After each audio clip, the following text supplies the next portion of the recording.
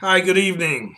This is Getting the Record Straight, the Truth to Power segment. I'm Rob Bell. Glad to be with you. Hope everyone is staying safe as we are still in the eye of the storm. This pandemic, such as it is, does seem to be some light at the end of the tunnel, at least I think in Europe and Asia. It seems like some things are starting to level out. Of course, we've got the inmates running the asylum here, so we don't really know what's going to happen in this country. But nonetheless, before I move on too far, please click the subscribe button when you come to see this video. I need you to subscribe. Doesn't cost you anything.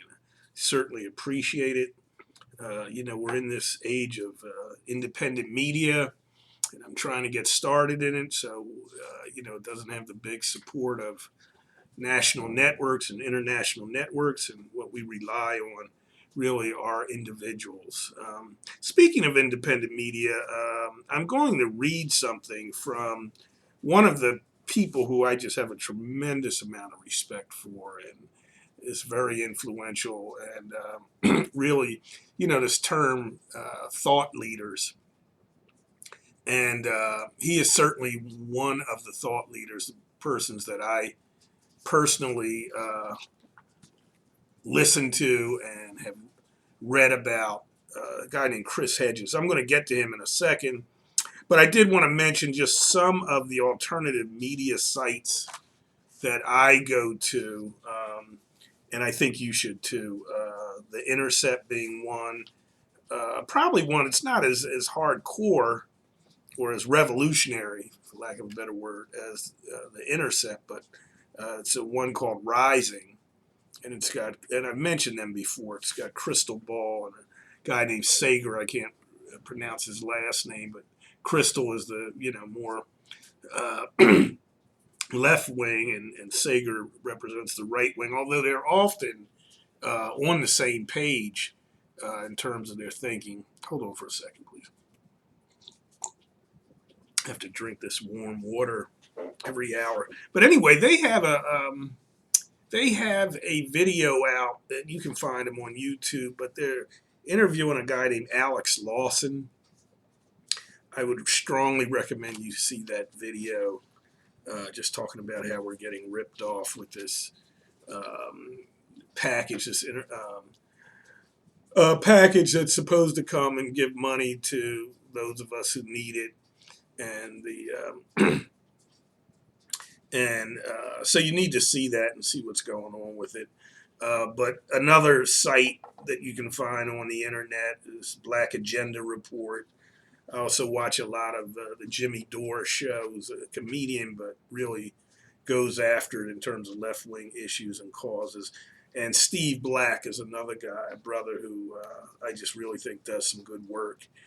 And I'm saying all that to say we'll do a lot more on the media at some point, but if you're just watching NBC, ABC, or excuse me, MSNBC or CNN, you're not getting much information at all. In fact, as we probably sit here, the United States and this government, this neo fascist state that we live in, is preparing to, trying to build a case to invade Venezuela, which has done nothing to us, a completely criminal and immoral and a gangster move. But don't be surprised if it happens. And if and when it does happen, it's going to be with the acquiescence and support of many Democrats. And as despicable an act as that might be, that's where we are right now, where Democrats and Republicans will oversee the slaughter of innocent people and then say, hey, you know, wasn't my fault. And what can you do about it anyway? That'll be led, of course, by this Secretary of State, Mike Pompeo, who is a crazy evangelical whack job guy who believes in the revelations, and he's figured out what John's dream was all about. And although it's a lot of symbolism in it, of course, people like Pompeo have figured it out. But of course, if you ask them about things as basic as "Thou shalt not kill," they got a problem. Not so much. They can't quite get to the essence of that. Anyway, this is Getting the Record Straight, the Truth to Power segment. Please subscribe. Last time I talked about a pandemic of morality. What I meant to say was a pandemic of immorality, and I think that's what's going on. As you see, like I said, the general population getting absolutely ripped off with this bill to get money to folks who need it, and the corporations have just gotten off like bandits, and they get their money. They're not waiting a minute. Small businesses, on the other hand, quite a problem. So the stimulus bill, I've been trying to think of the name of it. But I do want to read something from this guy, Chris Hedges, who, like I mentioned, is just, I think, one of the great minds, and left, right, whatever you want to say it, but a genuinely good person and honorable person, and maybe I'll talk more about him at some point. But he was given a speech that you can find on YouTube called "Fascism in the Age of Trump."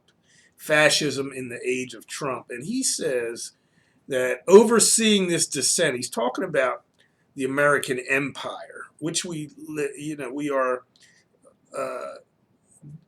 are part of a neo-fascist empire, and frankly, I don't believe that has anything to do with being patriotic. You're not patriotic.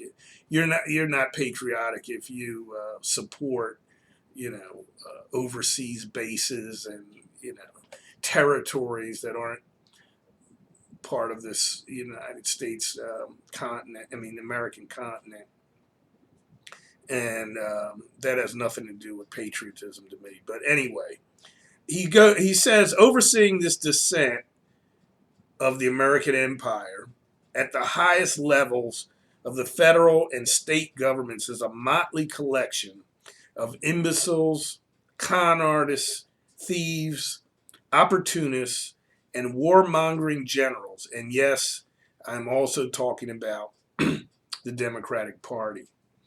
And then he goes on further to say later on in the discussion, empires in decay embrace an almost willful suicide, blinded by their hubris and unable to face the reality of their diminishing power. They retreat into a fantasy world where hard and unpleasant facts no longer intrude. And the fact is, that's where we are. You can, I've been kind of hinting at it, particularly over the last couple of weeks, last few shows, to show that particularly our involvement overseas, our immoral, gangsteristic, if that's a word, violent actions, that they're coming back to haunt us, and it's really being manifest clearly through this coronavirus situation, where the basic safety nets and things that we need as the general population, as the working people, just aren't there, or so are there in such limited amounts, that the virus and the strain of the economy are just overbearing to most people. But the fact of the matter is that this empire building has been going on for years and years, and this fight of kind of democracy and truth and honor, as opposed to kind of neo-fascist authoritarianism, which in our case, why I call it neo-fascist, is that, fascism is nothing but the,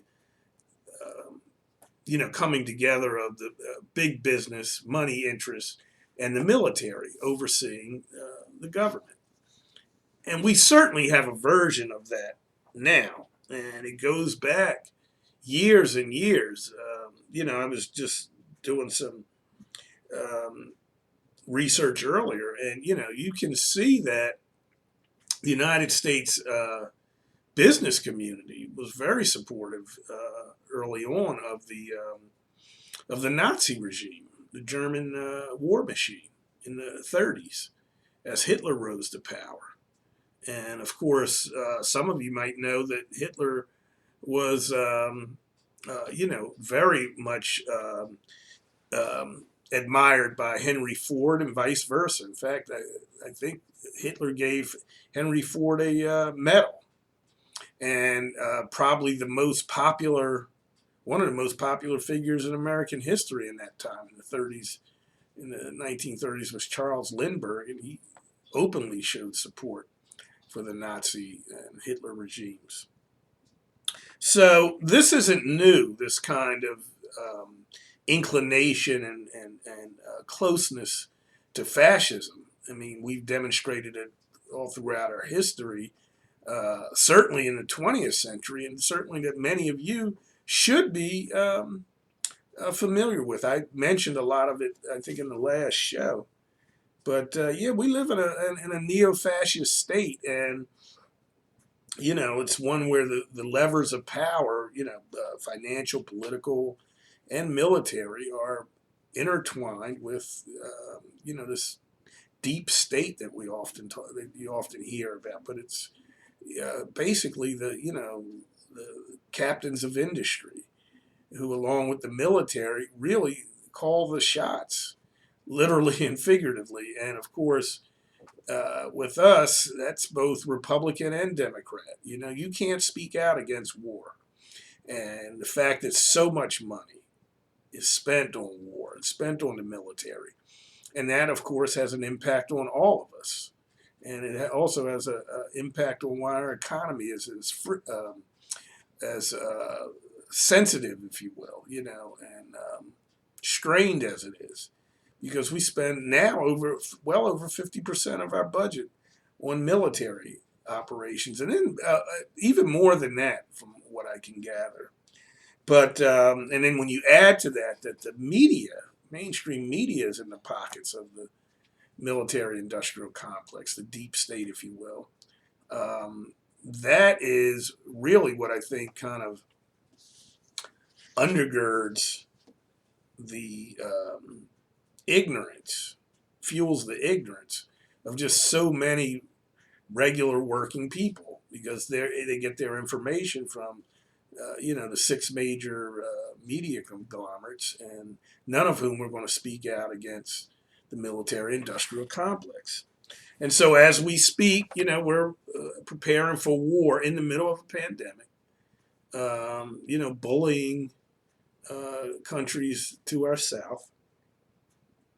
And one of the things, though, that I really think we need to look at in terms of us going from kind of a country that would do things on the down low, and and did a lot of overthrowing of countries and leaders, and then putting despots and dictators in power. But we used to do it kind of on the down low, surreptitiously.